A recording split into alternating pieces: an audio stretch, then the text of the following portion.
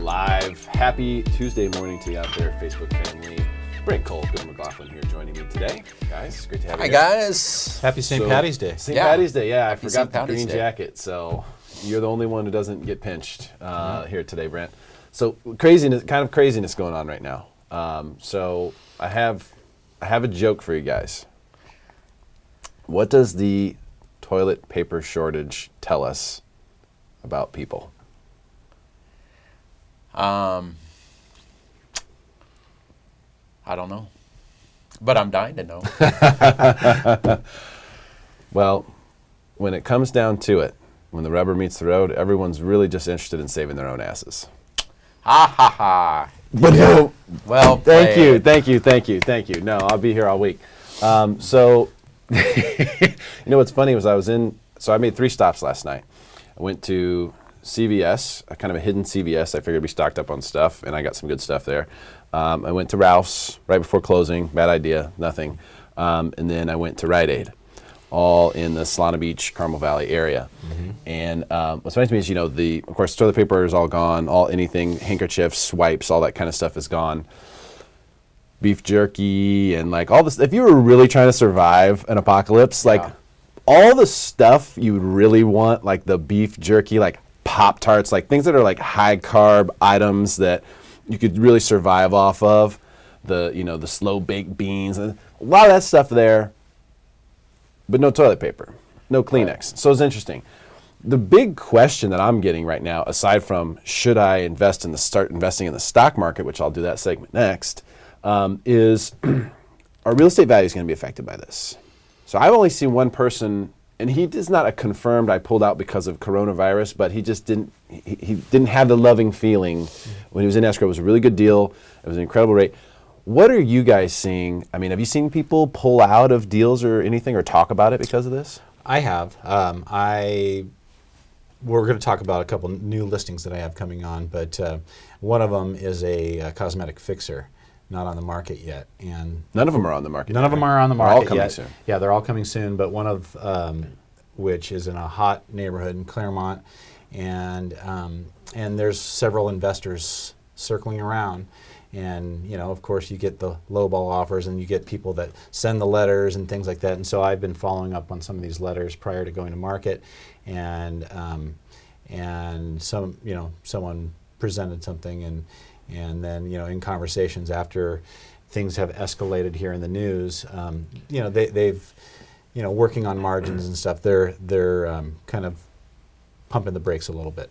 But I will tell you that there's still tons of activity, and it's been crazy busy. So there's probably going to be a few people. There's going to be a. There is. I think it just depends on what you're looking to do. Of course, these people were looking to flip the home. And but do you feel like that's a sign that of things to come, or is that should people who are looking to buy, should they be concerned that they're buying at the top? Well, no. I mean, I don't think they should be concerned, with buying at the top. And really, what does that mean? I think for most people, they're buying a payment. And with all this stuff that's going on, I think ultimately we're going to see interest rates probably level out at historic all-time lows. And with that happening, I think if people are knocking a couple $100 off their monthly payment, then I don't necessarily think the value in what they pay is going to be the biggest factor. I think that monthly payment and how that factors into their monthly expenses is really the big factor. Payments definitely drive behavior. It's really interest rates if we look at it. I mean, Yes. just activity is really driven by mortgage rates.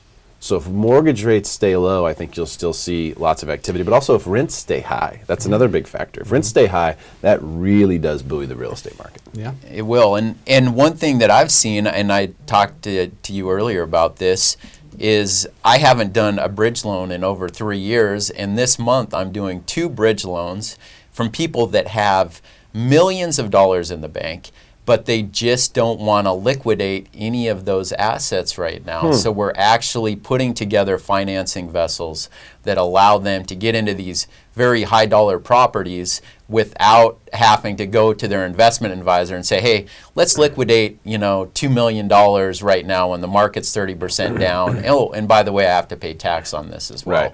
Right. Yeah. It's interesting. It is. It's one of those things. People are going to start asking about this. We're going to see. It depends on how long this goes on for. We had a guest scheduled today who, decided to decline at the last second, said, hey, I'm practicing not just social distancing, but quarantine. I'm practicing self-imposed quarantine. I'm not going to come into the studio. It's just like, there's two of us here, but that's kind of, so some people have gotten very serious about it. In fact, someone told me yesterday, hey, you are being irresponsible by making light of this situation. Someone told me that yesterday. I got a good solid finger pointing yesterday. And, here's the reality, and don't let anyone tell you anything differently. This is, and if you talk to people in the medical profession, I've specifically been speaking with people who are Navy corpsmen, people who are working, in the military, active duty doctors who are dealing with this on the military side. A lot of things you're not going to hear about, a lot of things you're not going to see posted anywhere because the information is not readily available. And they've told me that basically it's the flu, maybe a little worse, maybe a little bit not as bad. But the difference is, the big difference between coronavirus and the flu is that we have vaccines for the flu. We don't have a vaccine for coronavirus. So if you imagine a flu season with no flu shots, and it is more contagious than the flu as well. So it's much more contagious. So that's the concern that people have, is if we had a flu season where the flu was more contagious than normal and no vaccines, that presents a real situation to be concerned about. Now, I don't expect that you're going to see people dropping dead at the gas pump, or when you go to Starbucks, there's going to be people, falling on the ground and convulsing to death in front of you. But if you look at what we're doing, it looks, we're acting almost like that's what's happening. Mm-hmm. So there's a little bit of an overreaction. And I wouldn't surprise me if it spills into real estate a little bit, but demand is so high, multiple offers on everything. So there's room. There's room for a little bit of decrease in demand and for prices to still go higher. Yeah, I agree. I was out showing property over the weekend up in North County, and 2 open houses that we went to. There was probably 20 people at each one of them. Business as usual. There was all walks of life, all age groups. These were open houses you were holding, or you were visiting? That we were visiting, because actively looking for a buyer. Were you guys writing offers on those? We were thinking about it. We did not write on those, but there were multiple offers. There were multiple yes. offers. Okay, so that's what I want to see, because the traffic's one thing. Traffic is a good sign, no question about it. And we are live here on Facebook, by the way. If you want to share this, make your friends smarter than everyone else. If you want to drop comments, we will be getting to comments in just a second. Joey, I see your question there. We'll get to you in just a second. But the big question is not just traffic, because there's always, you could always have looky-loos. You could have people who are kind of, out there just touching. But are there people who are ready to go? Are there people who are ready to buy? Mm-hmm. From my perspective, I see people still very motivated to buy, still trying to get deals, still not easy to get an offer accepted. I mean, I'm getting offers accepted only when I know the listing agent. It's still a hard market for buyers, which leads me to believe that I haven't seen anything that would lead me to believe that prices are going to be depressed for any reason here. No. I mean, this is all really very new, but the properties that I'm showing today or representing, they're all in that price bracket that I think is going to be attractive to a big group of buyers. Yeah. So I don't see that that segment of the market will slow down. If anything, I don't know. Is it going to be the higher end? Not sure. So that'll be. I mean, single-family homes, there's just not enough of them. I mean, that's the bottom line. Mm-hmm. We are not seeing enough homes for families and people that want homes, and that's not going to change anytime soon. So with low interest rates, that's the key. You said it. So then coronavirus, doesn't really matter. If interest rates are low, we're okay. If interest rates go up, we may have a problem. Like interest rates last week had a rough week. Mm-hmm. If we had another week like last week, this week, we might be in trouble. Mm-hmm. And we will.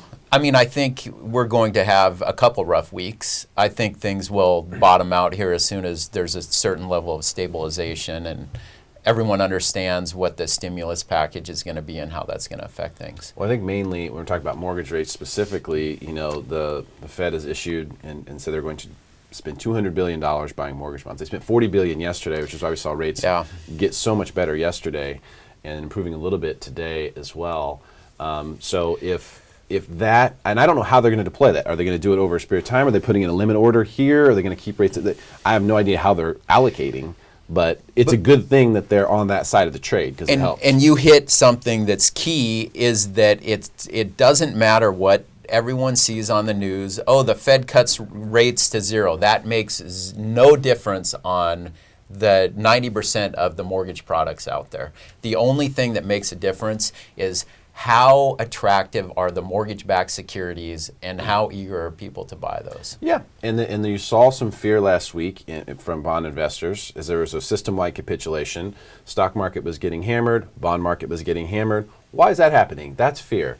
What is the fear? Well, the fear is that when you see stocks have big swings up and down from one day to the next, it is almost always an indicator you're entering a bear market, meaning stocks are going to go much lower. And I'll talk more about this in the next segment. But, you know, when that's the case, it makes people think about the last time we saw this, there was a lot of foreclosures that followed that. Mm-hmm. And so bond investors get spooked a little bit and go, let me get my cash right now. I need to assess what's going on. Yeah. And so they just kind of sell. And we'd seen lots of gains. There was a lot of capital appreciation. I mean, we still didn't get below 100 price point for the coupon on the 2.5% bond. Still never got below 100. Never closed below 100. So it didn't even, no one lost money there. So I think, you know, it's mostly overblown, but it's still something that's fragile. Well, we need rates. And here's another key point. So we've had a lot of discussion, especially over the last 12 to 18 months, people bad-mouthing the Dodd-Frank legislation that was put in place and how we don't need that anymore. Well, guess what? Now we're in a situation where we have a lot of uncertainty, and guess what? The banks have a stockpile of money now, so they're able to step in and do things now where in the past they wouldn't have had that availability. So regardless of how you feel about government intrusion, the Dodd-Frank is doing its job and really allowing banks to still be liquid during these times when no one wants to buy mortgage-backed securities. They're not rushing into treasuries anymore. You know, some of these things, and banks have the liquidity. Yeah, banks have a lot of liquidity, and they have even more now with the federal funds rate going to 0%. Yeah. Let's check in on a couple comments here. What's up, guys? We are live on Facebook. If you want to say what's up to myself, Brent, or Cooper, if you have questions for us, just let us know. Joey Bamboo, what's up, Joey? He says, is it good to refi? Is it a good time to refi? Yeah, if you can save money, man, do it. Why not? There's into it. Yeah, there's so much that goes into is it good to refi. I mean, rates and low rates are just one of many different things you want to look at. You know, how long are you into the term of your current loan? Do you want to, you know, go into a shorter term? I mean, there's so many steps there. I would say, yeah, potentially if it's about just lowering a monthly payment and you got into a mortgage instrument, you know, relatively soon of the last couple of years and you haven't refied, then it's probably a good time to look into doing that. I think it's never a bad time to look into it because it's a free thing to look into. You can get numbers, you can get information. So always a good time. But I mean specifically, and I'm going to pull up mortgage backs here just so we can look at it. I got MBS Highway Access. So we'll take a look at that. And I'll show you, you know, just kind of what's happened with mortgage bonds here. Paul, if you want to throw it on my computer real quick. And you can see the 10-year here still, you know, 0.87%. Ridiculous. Which is crazy. It's insane. Yeah. Now, we're in good shape here, up 66 basis points on the MBS. So this is kind of, you know, this is mortgage-backed securities. This is the 2.5% coupon, you know, Fannie Mae bond. And so you can see, you know, these candles are all really small. This is normal action, okay? Yes. Very small, you know, movements, not a lot going on, very quiet. And then you see things starting to change here as we went up. Now, as this price goes up, rates go down. So that's one thing you got to remember. This is an inverted situation. So as these prices go higher for the mortgage-backed security bonds, interest rates go lower. But then last week, so this was Monday, Tuesday, Wednesday, Thursday, and Friday. Yes. Crushed. 300 basis points and change, which is a humongous amount of downward pressure on bonds and upward pressure on interest rates. But you can look and you can see here today, we've gained almost all of that back between yesterday and today. And that's a result of the Fed has to be throwing money at this. They are. And that makes a big difference because I think that translates to the average person more than any other type of stimulus. It's such a big difference when people are buying homes confidently. And if there is going to be a scare, a pandemic scare, if there is going to be, and the point here, Joey, was that, rates are good. Look into this. Yes. Look into it. Yes. Look into it, especially if you're a VA. Those rates have really held strong. If you're VA, yes. The answer is just yes, refi. Yeah, really take a good look at it. But, the reality is that this was super important because if people feel confident in buying homes, even if there's a scare, a pandemic, or this or that, or if people are hearing these things, they're hearing negativity in the news, but they go, but interest rates are super low, so maybe this is the opportunity. That is a difference maker. That is a difference maker. But if rates are a little bit higher, or if rates are kind of the same as they've been for a long period of time, I could see where people would stay on the fence, but with this kind of opportunity, I think that will be a difference maker for us. I think they did the right thing by putting some money towards this, and I feel like the Fed is ready to put more towards it if they need to, and I feel like that should give people the confidence that they can pull the trigger. Agree. Kimberly, she says, I live downtown. My one bedroom with high square footage is taking a while to sell. Kimberly, where are you in downtown? What's the building? Let's get super specific on that because the cool thing about downtown is that it's really dynamic, different areas, different vibes. But each one of those little pockets is its own little real estate market. For sure. So that matters. Yeah, Little Italy, Columbia, Marina District, those are all really hot neighborhoods. I think East Village has been impacted by some of the social issues, and especially in light of what's going on right now. But larger one bedrooms, particularly if it's in a luxury building and if it has higher HOAs, there's just fewer buyers looking specifically for that product. So, hang in there, more Kimberly. Inventory too. There's more to choose from. Yeah, there is more to choose from, and usually those are the assessment on those larger one bedrooms is higher. Because of the square footage. So there's Bayside. So Bayside, Columbia. it's a luxury building. It is. You have higher HOAs, and so Bayside, great building, but there's just fewer buyers looking for that product just because typically those larger one bedrooms are in the zone where buyers are looking for two bedrooms. That's what I was going to just suggest was take a look at the different two bedroom options. Pretend you're a buyer looking in the area and look at what the two bedrooms are going for, and you can kind of see where they're evaluating things because that's what the two bedrooms are always hot in downtown. Yep. There's always way more one bedrooms available, so that's going to be something that you'll always be up against with the one bedroom situation. And people are looking even more so for the two bedrooms now. A lot of people are because they can rent out the other bedroom, supplement the costs. Absolutely. They can even potentially, depending upon rules, different HOAs and whatnot, Airbnb it or do some sort of short-term rental or whatever it may be. So there's a lot of different things with that are going on. Yeah, hang in there, Kimberly. Those always take a little longer to sell. But it is a great building. Yeah, It's great an amazing building. Robert, what's up, buddy? He says, if you see a spike in beach beer disease, your numbers will fall off. Beach beer disease? Corona. Oh, beach beer. Yes. Okay. Well, here's the thing. So let's be honest about this. We're going to see more cases, for sure, because people haven't been getting tested. So just don't believe that means, you're very welcome, Kimberly, that does not mean that it's spreading like wildfire. Okay, they're going to try to report it that way. They're going to tell you that, we had 10 cases in San Diego and now we have 1,000. Okay, but the thing they're going to leave out is how many people have been tested. Right. They're not going to tell you that. How many people have you tested? Because before, no one had been tested. We knew of 10 cases. Now you've tested 10,000 people. And we have 1,000 cases, okay, or whatever the numbers are. okay, that's an important number they're going to leave out because they just want you to think we went from 10 to 1,000. It's spreading like wildfire. They want to scare you because they make a tremendous amount of money off of this, the news. So what you have to look at and always ask yourself is, well, where were we last week? That's really the question. Because what they're going to do is from week to week, they're going to tell you, well, we had 1,000 cases, now we had 2,000. Yeah, but how many people have been tested in that period? Is they're going to continue to test more and more people. The number of people getting tested is going to go up a lot, parabolically. And it needs to. So, and it should, but that's also going to cause the numbers to go up parabolically.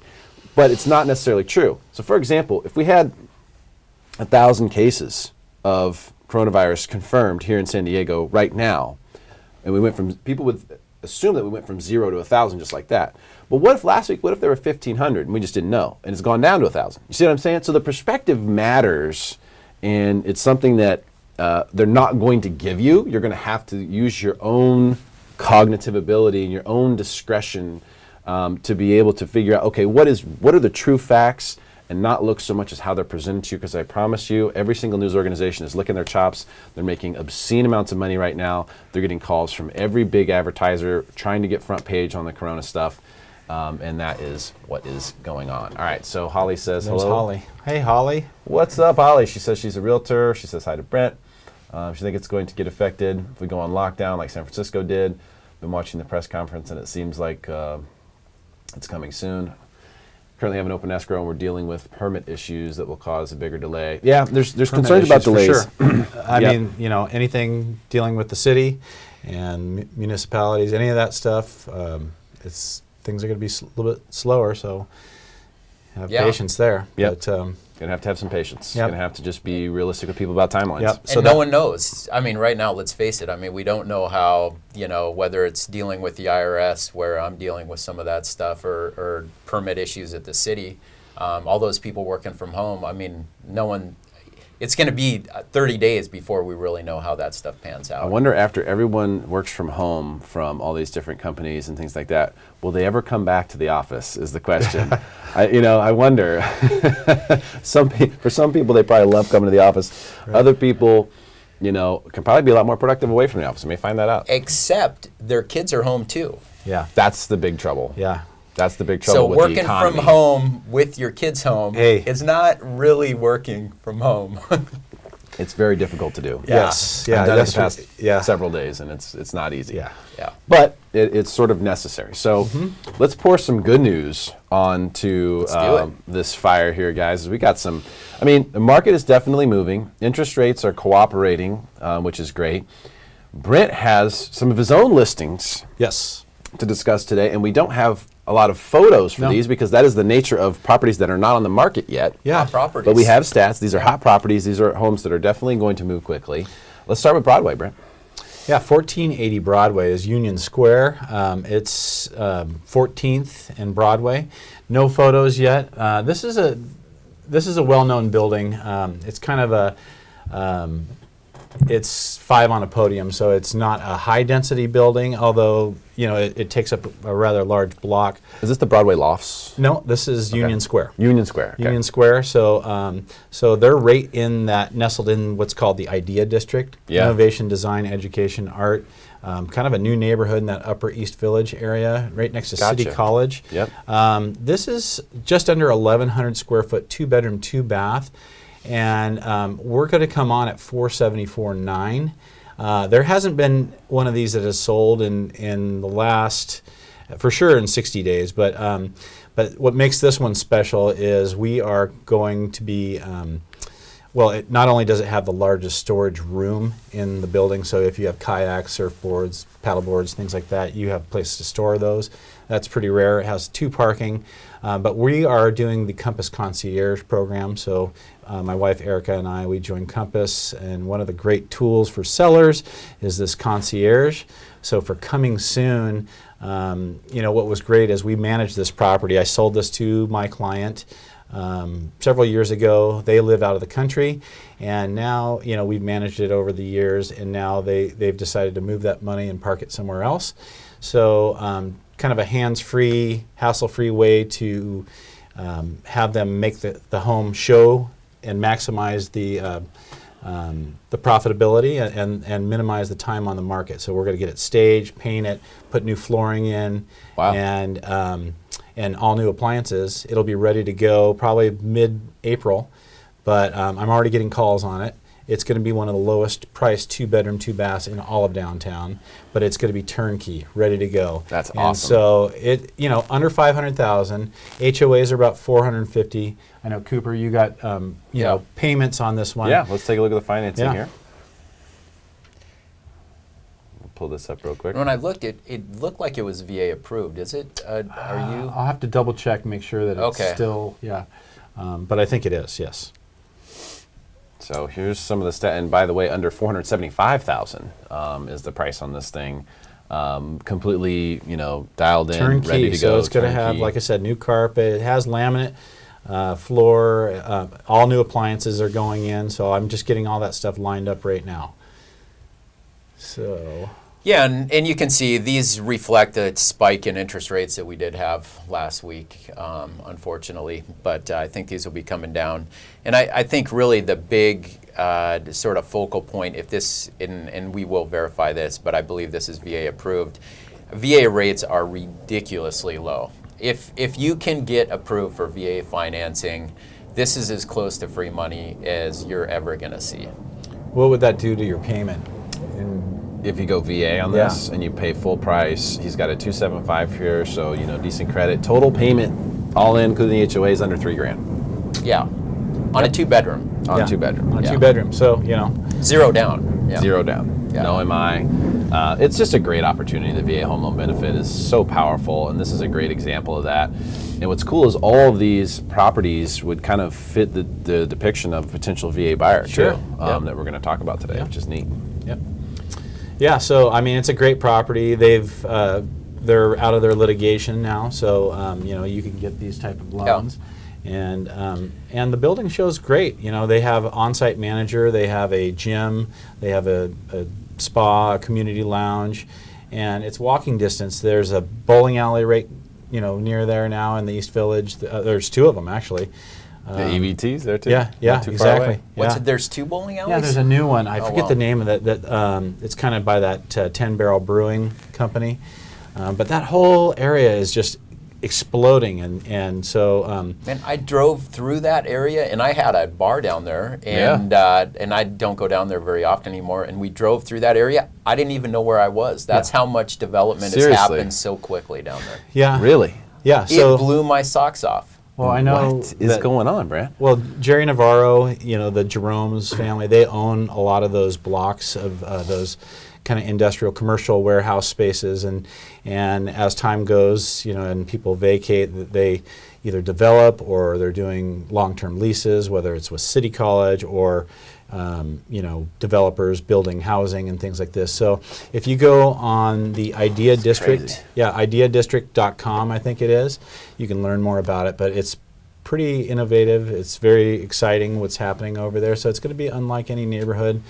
It's kind of going to be a collaboration of, tech and design and all this kind of stuff. So this next one is Southampton, right? This is the one I was kind of mentioning Claremont. before. This is Claremont, and this is just such a hot market. I mean, this house is a 3-bedroom, 1-bath. It's a little over 1,018 square foot, but it's on a 7,100 square foot lot.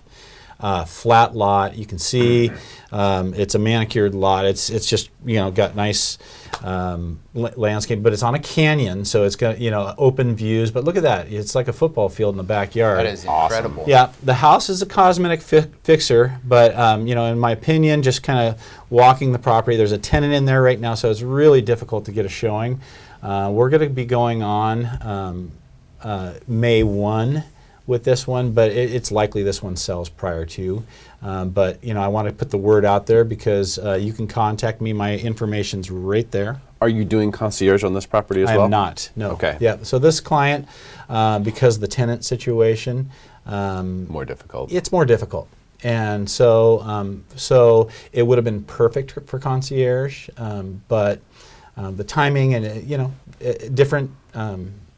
Just a different scenario. Okay, no worries. I mean, this is a hot area. Oh my gosh! I mean, to the price point you're talking about here. I mean, what do you think you need to put into this place to make it tip top? Well, if you're the buyer. It depends. If you're a buyer and you're just kind of hiring a contractor, You could. It already has laminate floors. It's got kind of tile in the kitchen. I would replace the carpet in the bedrooms. I would fix the trim around the building or around the roof line, and of course, when you open that up, that could have some hidden costs. So, I think that there's some dry rot and things like that going on, just because the property hasn't been updated in a little while. But I don't know. That's it? 20, 30 grand or so. Build a new trellis patio in the backyard. I mean, if you add a bathroom because of the footprint because it's a 3-bedroom, 1-bath, you add a bathroom. Properties that are 3-bedroom, 2-bath that are 1,400 square foot in that neighborhood sell for much more. A lot more. Yeah. Is that something you can do with concierge? Can you add a bathroom? You could. So if you own the home and you have, let's say you have quite a bit of equity in the home,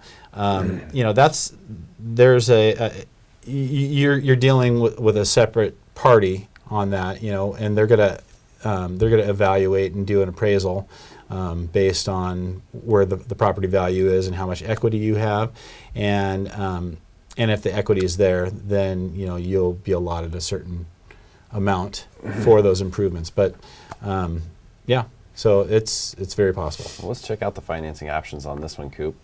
And I didn't include it in the breakdown here, but something to talk about is maybe doing some type of construction loan. So you purchase the property, you can do it with one of these home style renovation loans. You can get, especially if it's under 50 grand, you do not even need a licensed contractor to run the project. You just need to get bids. You can get the money to do all the cosmetic stuff that you need, fix it up, and then now you have the home that you want to live in. Yeah, you can do that. So, the 203K or the VA renovation? The 203K, I never recommend the 203K loan because of it's a hard loan, and there's really not a ton of FHA appraisers. It's clunky. And it takes a lot of time, and I've never had a client have a good experience after they've gone through that. So I like the just straight Fannie Mae. Flagstar Bank has some of their own internal construction products as well.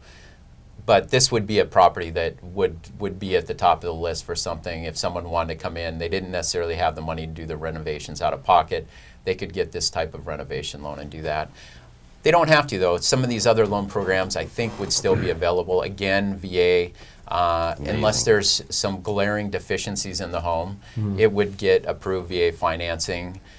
And those rates are ridiculous. We have our professional loan where you can do 0 down if you're an attorney, doctor, dentist, CPA,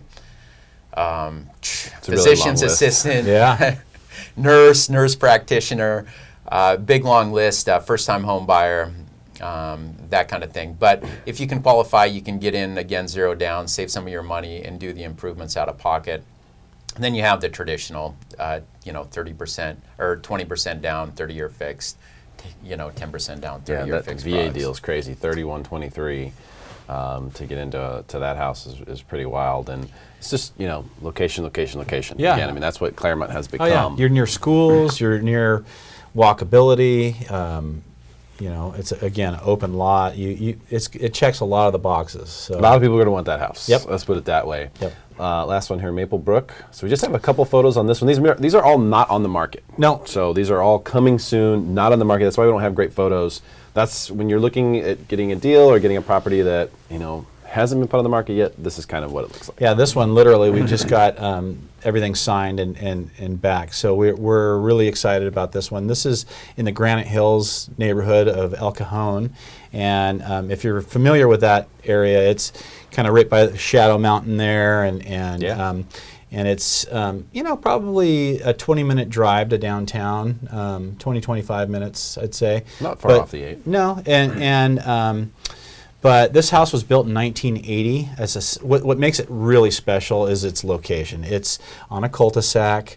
It's in a pocket that rarely do homes sell. It's a rather large lot. 7,000 square foot lot. That is a big lot. Or I'm sorry, no, it's bigger than that one. I'm drawing a blank here. I think it's like it's a 4/10 of an acre. It's a half an acre. Yeah, or half. Or it's a half an acre. I'm sorry. Oh wow! It's a large lot, and so that's 25,000 square feet. Yeah, it's actually 18,000 square foot is this lot, yeah. Okay. But it's big, and the house is 2,600 square foot plus 4-bedroom, 2.5 bath. With a pool. With a really nice pool. And a putting green. And a putting green, and a jacuzzi. The home's a little bit dated, but it's going to be priced that way. You could see it's nice. You could move into it and just kind of chip away at doing improvements if you'd like, but it's a great family home in a great neighborhood, really quiet street, but it's single level, which is very, very rare. Huge. Yeah, and the home, again, built in 1980, so it's not super old. Are you doing concierge on this property? We're not. We're not going to do concierge. So this one will just be available kind of as is, right? Yeah, we're gonna come to market. There's a tenant in there. April 1, we're gonna come to market. So. We're going to do a whole campaign on this one and see where it goes. I think we're going to get a lot of interest on this one. Yeah, 100% agree. Let's take a look at financing options on this one, then we'll get to the last couple of questions we have there. We are live on Facebook if you guys want to drop questions in. Yeah, so... priced at $724,900, so that's, definitely priced. Yeah, and again, on something like this, if you can do VA, do VA, because... it's the premier lending program out there right now. We have the professional loan again, the attorneys, doctors, dentists, nurses, nurse practitioners, pilots, physicians, assistants, vets, veterinarians as well, first-time home buyers. You can do 0 down, no mortgage insurance. That's another good program. Keep you some money in the pocket so you can do some of those improvements and upgrades.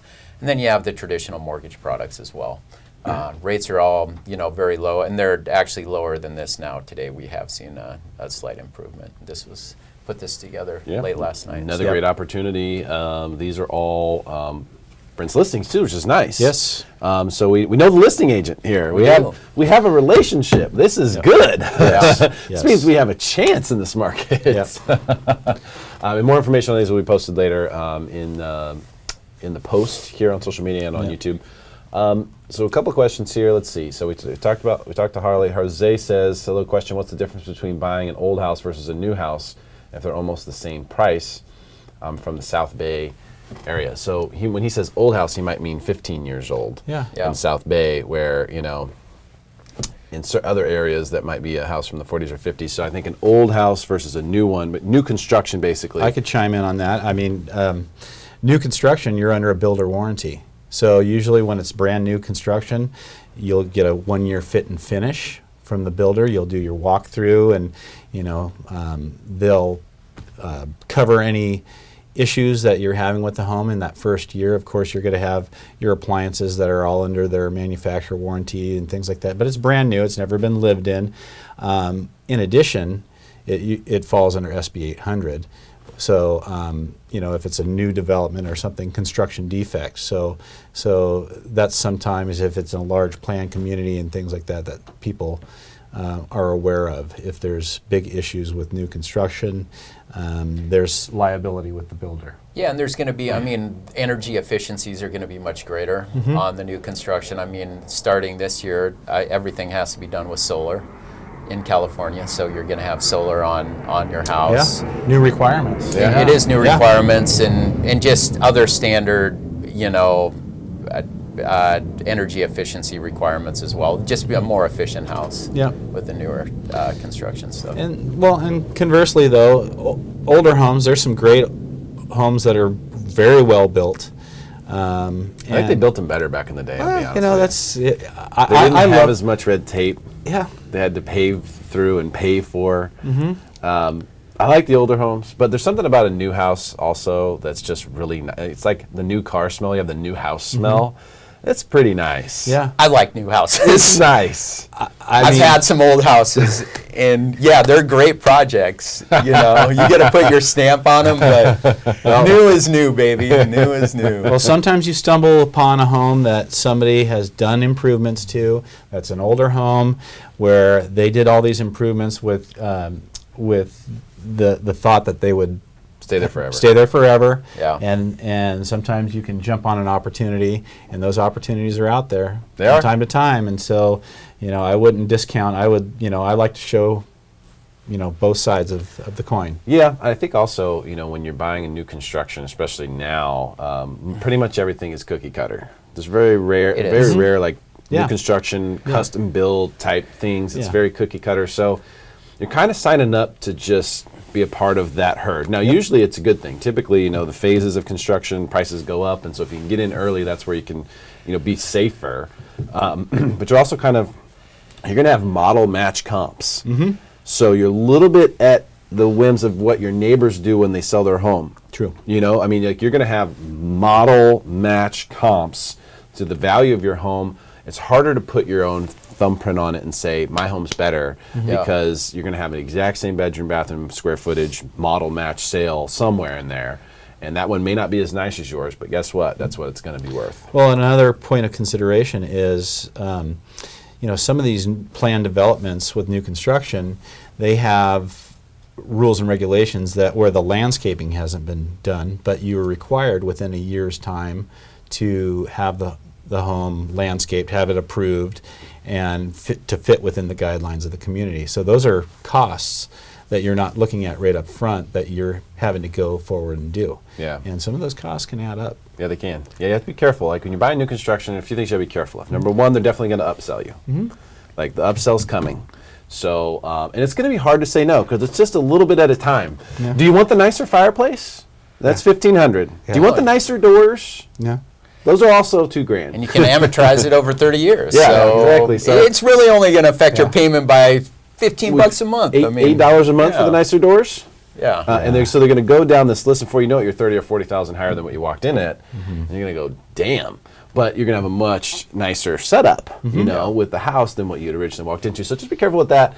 There are a few things to pay attention to. Make sure you're looking into HOAs and mellow roofs and all those different things. Know exactly what you're getting into for payments. Taxes. Look at taxes. Taxes are different. Like all over the place. The mellow roofs can kill you. Mellow roofs is a big difference maker.